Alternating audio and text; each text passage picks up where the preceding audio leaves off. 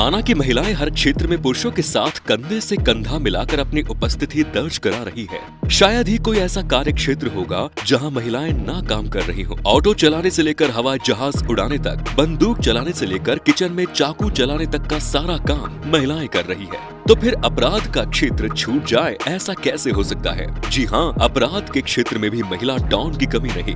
हमारे आज की वीडियो में हम आपको मिलाने वाले हैं 5 ऐसी खतरनाक महिला डॉन से जिनके कारनामे सुनकर अच्छों के रोंगटे खड़े हो जाते हैं और समाज के तमाम ऐसे लोगों की टेढ़ी पूंछ सीधी हो जाती है। इसलिए हमारे इस वीडियो में आखिर तक जरूर बने रहिएगा। Number 1 is Jenabai Daruwala. इसे हिंदुस्तान की पहली माफिया क्वीन कहा जाता है।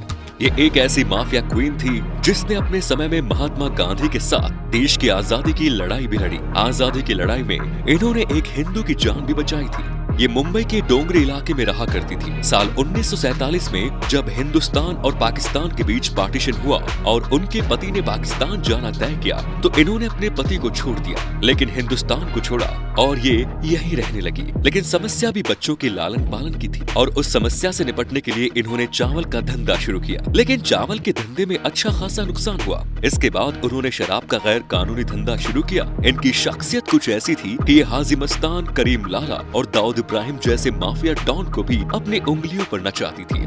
जेनाबाई ने अपना कभी कोई गैंग नहीं बनाया, लेकिन अपनी बातों से सामने वाले को इन्फ्लुएंस कर लेती थी और उनकी यही खूबी इनकी सक्सेस का राज भी था। अपनी जिंदगी के आखिरी वक्त में इन्होंने हिंदू मुस्लिम एकता के लिए काम किया। Next is Gangubai Kathiawadi.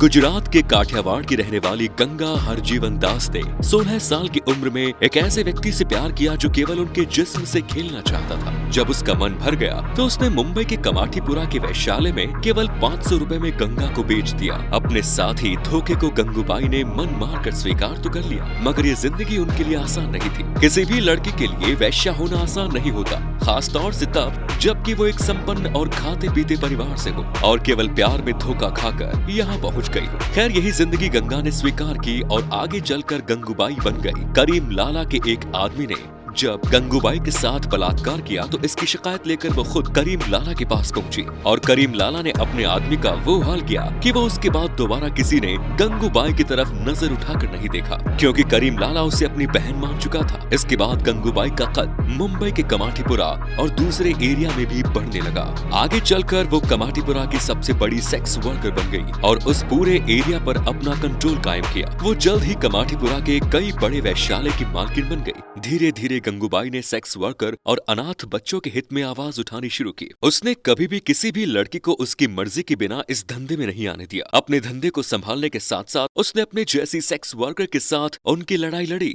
इसकी वजह से उन्हें हमेशा याद किया जाता है। आज भी कमाठीपुरा के लोग उन्हें याद करते हैं। Next is संतोखबेन Jadeja.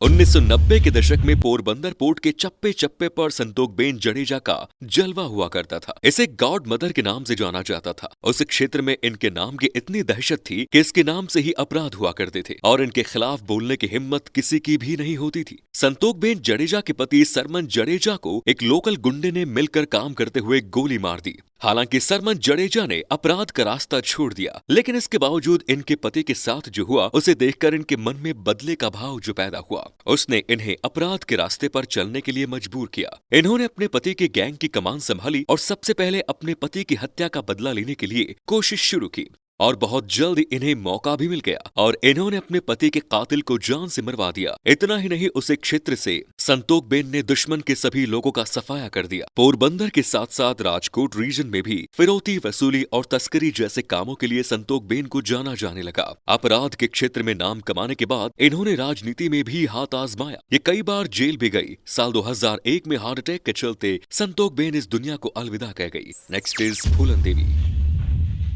केवल इनके नाम में ही जुड़ा हुआ है, लेकिन इनकी जिंदगी उन्हीं कांटों ने खराब की जिन पर फूलों की रक्षा की जिम्मेदारी होती है। छोटी सी उम्र में फूलन देवी की शादी अपनी उम्र से 3 गुना बड़े व्यक्ति के साथ करा दी गई। उस व्यक्ति ने इनके बालिग होने का भी इंतजार नहीं किया और उसी उम्र में इनके साथ बलात्कार किया। उनका यौन शोषण किया गया। इस मामले में इनके पिता और परिवार ने भी उनका साथ नहीं दिया। ससुराल और मायके से बेघर होने के बाद फूलन देवी ने बीहड़ की तरफ चलना शुरू किया, मगर अफसोस इस बात का था कि उनके उनके इलाज की सुरक्षा वहाँ भी नहीं हो पाई। वहाँ भी उन्हें वही उत्पीड़न झेलना पड़ा जिससे भागकर वो बीहड़ की तरफ गई। आगे चलकर बेहमही गांव के ठाकुरों ने उनके साथ और बहुत विकृत और भयानक अत्याचार किया, लेकिन जब सहन शक्ति जवाब दे जाए तो प्रतिकार में बदल जाती है। फूलन देवी ने भी अपनी हर बेइज्जती का बदला लेने का फैसला किया और शुरुआत की अपने उस पति से जिसमें उसके बचपन को बर्बाद किया। वो डाकू के रूप में अपने पति के गांव में गई और अपने पति का चौराहे पर लाकर उसका वो हाल किया जिसे देखने के बाद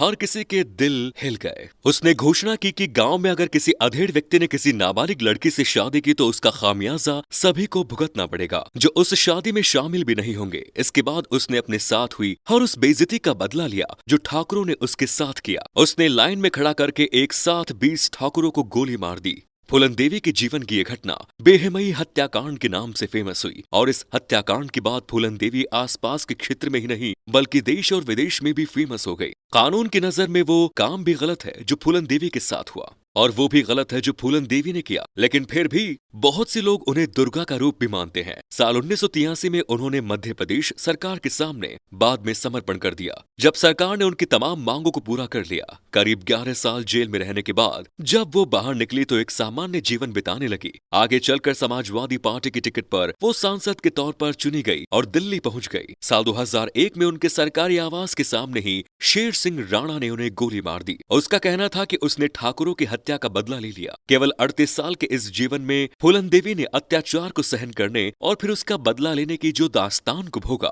उसे भुलाया नहीं जा सकता। आपको क्या लगता है फूलन देवी ने अपने जीवन में जो कदम उठाए वो कहां तक सही थे और कहां तक गलत? अपना जवाब कमेंट बॉक्स में लिखकर जरूर बताइए। Next is Hasina Parker.